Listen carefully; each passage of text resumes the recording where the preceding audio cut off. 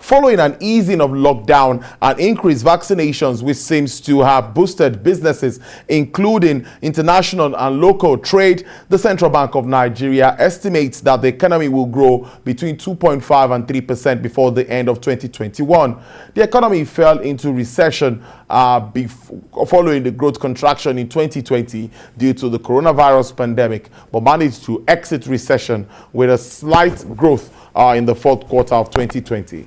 The growth has now increased to 3 consecutive quarters up till June 30, 2021. Amidst these positive projections, the World Bank says in June that Nigeria's growth is lagging the rest of sub-Saharan Africa, with food inflation and insecurity bringing the country's economy into economic doldrums. Well, I introduced him earlier as a fiscal policy partner and Africa tax leader, PricewaterhouseCoopers, Mr. Taiwo Oyedele. Thank you very much for your time. Good afternoon, Mr. Oyedele.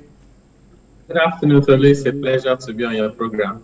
Thank you. I really appreciate this, despite your tight schedule. Now, let's start with the MPC meeting. The CBN governor is reeling out all of it now. We are waiting to hear if there's going to be a shift or we're going to retain all figures as it is. But to you, with what we have on ground, considering all of the fundamentals that you see, what are you thinking? Yeah, so thank you. I think, the starting point for me is always to quickly remind ourselves that the growth that we have in the economy is still slow and is fragile.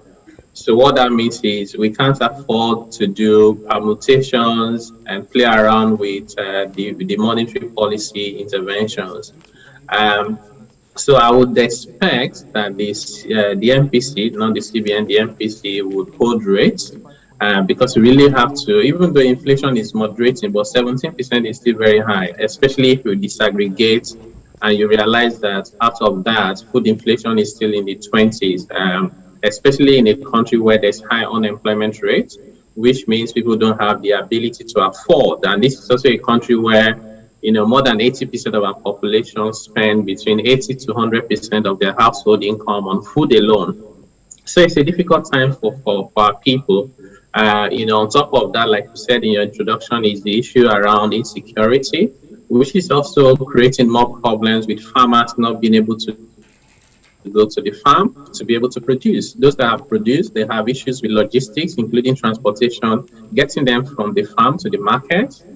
So these are really difficult times, and we have to ensure that the policy interventions don't create uncertainties and don't upset the fragile recovery that we're beginning to see in the economy. The CBN governor is reeling out the resolutions after the 2-day meeting, and let's pick one or two things that we are able to quickly deduce from what he has said. Non-performing loans at 5.4%. The CBN governor is saying, well, this is good, but they need to still push down to about 5%. And also, there's been growth, according to the central bank governor, the manufacturing, and of course, the oil and gas space. What's your outlook for Nigeria? Talking about growth for the last quarter of this year. Let's not forget the Delta variant, the third wave of COVID-19. Yeah, unfortunately, COVID and the Delta variants are not leaving us alone. So we have to learn to live with it and live safely, but also continue to have our lives and not putting everything on hold, including how do we actually grow the economy and ensure that it's inclusive as we grow. I think, non-performing loans being at 5% is good, but we have to realize that the banking sector cannot operate in isolation of the rest of the economy. If the economy is struggling, what that means is businesses are not making money. If they're not making money, they're going to struggle to meet their financial commitments. So beyond just setting a target of pushing down, the non-performing loan percentage, we have to also think broadly, how can we help the business community, especially small businesses and manufacturers, to grow? If you need to buy inputs and raw materials, and they are being imported and you can't source for FX, and you have to go to the black market and it's 560, it is difficult to be able to do business, make profits, and be able to pay back your loans as at when due. So that's a top one that we need to manage very carefully. It's good that manufacturing is growing, and then we've seen some recovery and growth in the oil sector. But until we get to a point where manufacturing accounts for about 30% of Nigeria's GDP. I will not celebrate anything. As we speak, manufacturing is maybe under 10%, I think about 9 or so percentage of our economy. In an economy where you have a teeming population of young people close to 100 million, almost half or even more of our population, young people of working age.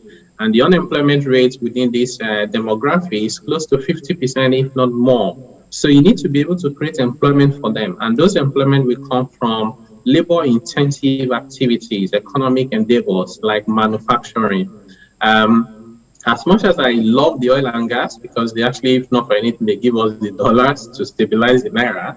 But in terms of employment opportunities, and so it's very limited. So some sectors need to receive priority. The last GDP growth, it's true that manufacturing is growing, but if you disaggregate, you see within manufacturing, some of the subsectors are still struggling and in fact in recession. If you look at agriculture, for example, the growth in agriculture was even less than the growth in population. So agriculture is not growing as fast to even keep up with population. And that's not surprising that food inflation is rising faster than even the core inflation and the average CPI.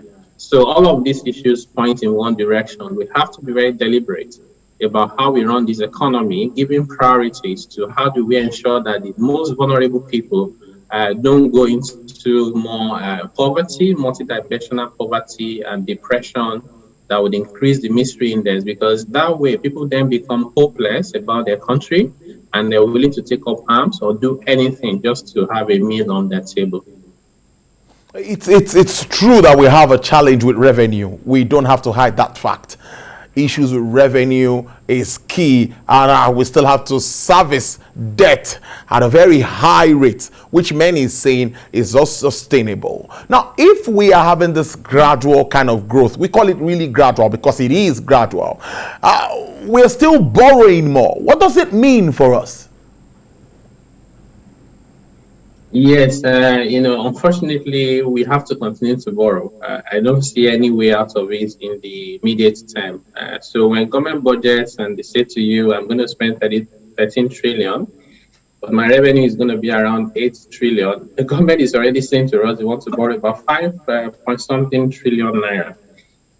Nigerians don't react when they see the budget being approved with a lot of deficits in it.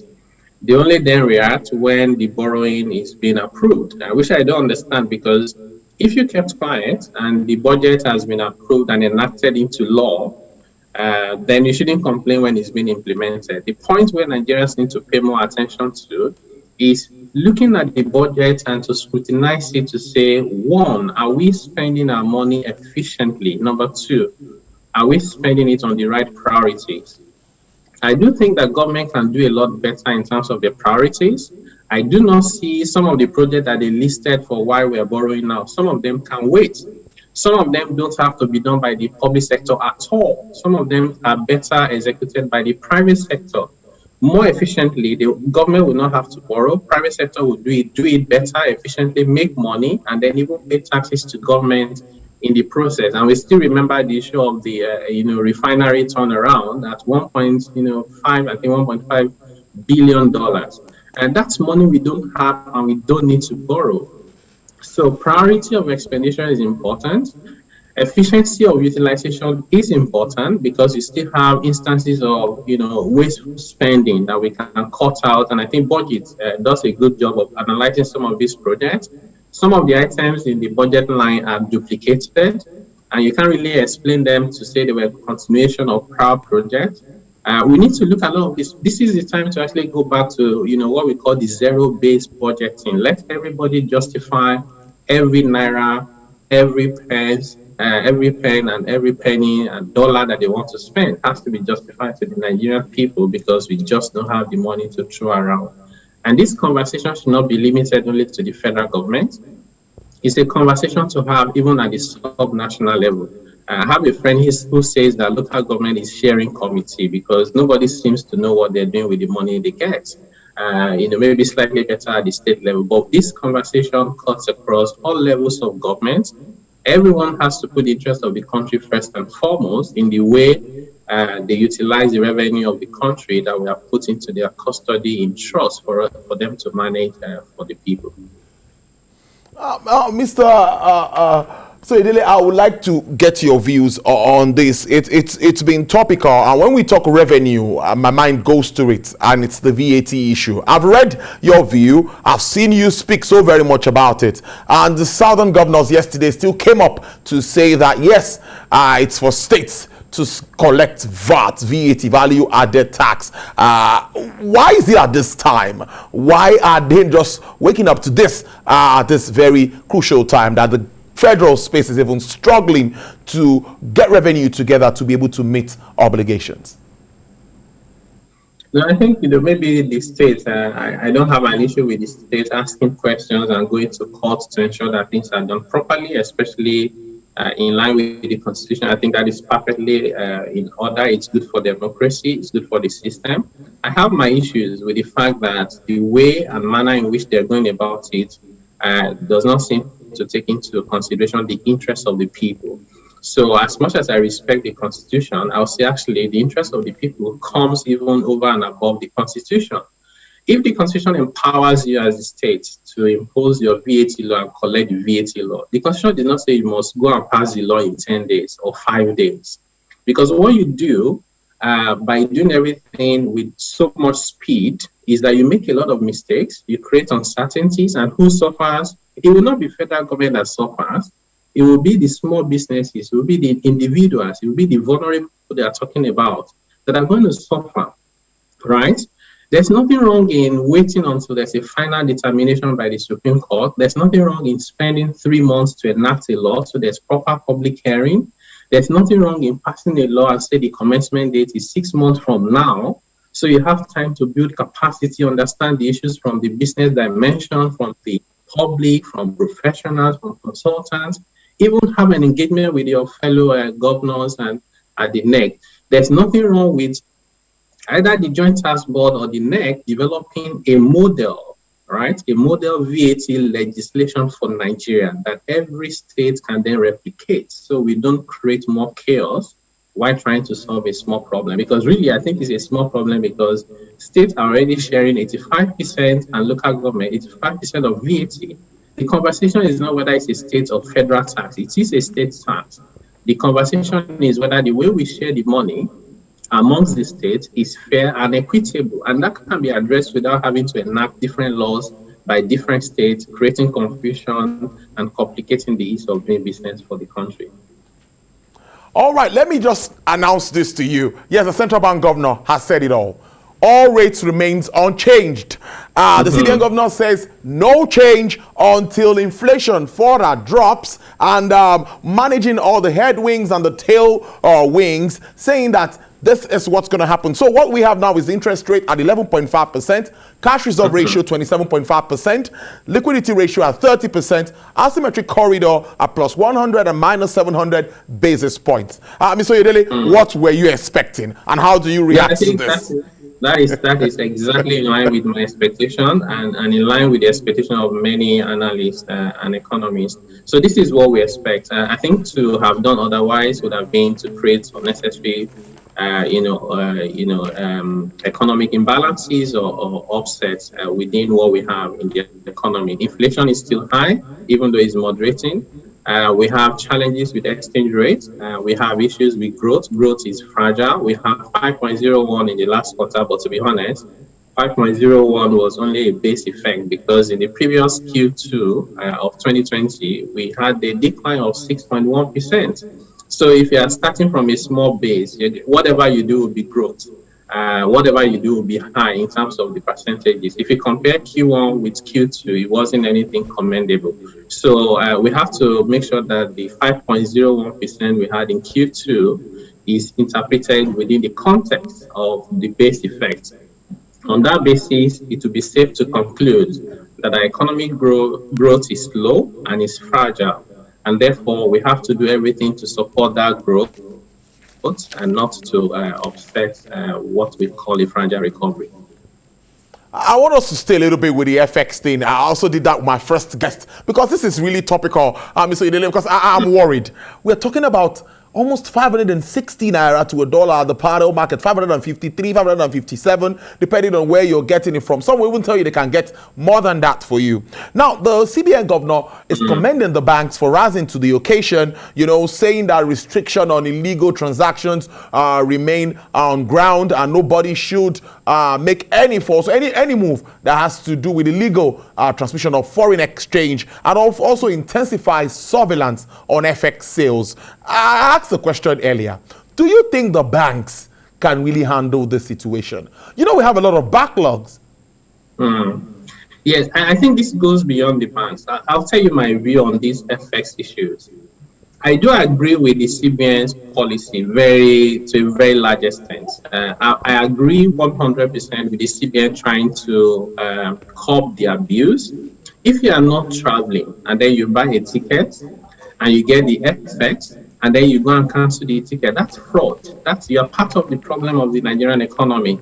So you are creating and heating up the system with artificial demand when we don't have supply of FX. So anything to stop that will have my support 100%. So I have no issues with that.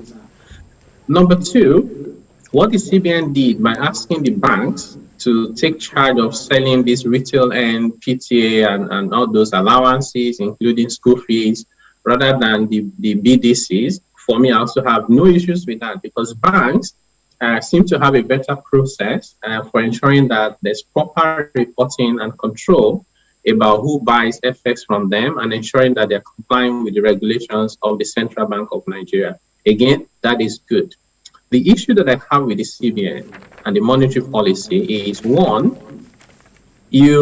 by introducing these measures, what you do is you reduce the supply to the parallel market, because these guys are just getting the money, right? Someone who is not traveling, and then they get FX, PTA, they go and sell it in the black market. Someone who travels but got $4,000 but spent only $500, they won't come and return the balance, even though the rule requires that you return the money. What do? They take it to the black market. When you tighten up these loose ends, what you're actually doing is you are reducing the supply to the parallel market. So it's not surprising that the rate is going up in the parallel market. And I have no problem with that. The problem that I have, or the concern that I have, is that there are people with legitimate demand that we have pushed to the parallel market. When you create a list and you say these 42 or 43 items are not eligible for FX, even though they are not contraband, they're not illegal, right? But you say you are not eligible for FX. So what means is I'm doing my legitimate business, but I cannot access FX in the official market. I have to go to the parallel market, and now it's 560 or thereabouts. What I think the government should do is to have a coordination between monetary and fiscal policy. Those items we have on the list that are not banned from importation, but they are restricted from FX, we need to get rid of that list, allow everybody to access FX. But you can increase the import duties on those items. You can even increase the import duties to 100%. So what that means is you want to discourage the import, but you're not saying go to the black market and go and buy FX. You cannot push demand to the black market and continue to reduce the supply. The only answer you would get is what we are seeing now. And if we don't address this problem, that rate will get to 1,000 naira before we know it. Get to 1,000 naira. That won't be a good one. Mr. Oyedele. So let's now do a total outlook and project as we move on. Now we know that all rates will remain unchanged, and the CBN is still trying to see what will play out after this. What do you see happening moving on, considering global and, of course, domestic issues?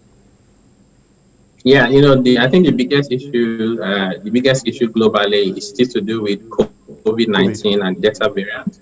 It continues to create a lot of uncertainties for the world economy, but also many countries have learned and figured out how to continue to run their lives despite COVID-19 and the Delta variant. I think for Nigeria, we have been a little bit lucky in the sense that the impact of this that we have seen on the price of crude oil has been minimal. So I just cannot imagine if today the price of crude oil per barrel was to be $40. We will not be talking about 560 in the parallel market. It will be something else completely different. So to that extent, we have been lucky. We also see now, some positive expectations and outlook coming from the PIA, because what that means is, on one hand, OPEC is easing the restriction on production. I think 400,000 every quarter, which means progressively we'll be able to produce more. If we can produce more and we create the right environment for investment, we begin to see FDI coming into the oil sector very soon. When you have the inflow of FDI, right, and you have increase in production, and you have stable, price outlook for crude oil in the international market, I think that outlook for me is positive. So I would imagine that the 3% projection of GDP growth is not unrealistic. But of course, even at 3%, I'll say we're just barely scratching the surface, given that our population growth rate is about 3%.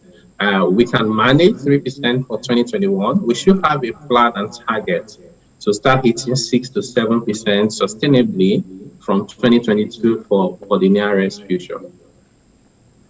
Amos, thank you so much. It's always interesting talking to you. Thank you for sharing your expertise with us. I've been speaking to fiscal policy partner and Africa tax leader at PricewaterhouseCoopers as Mr. Taiwo Oyedele. Enjoy your weekend. Thank you for having me. Enjoy your weekend too.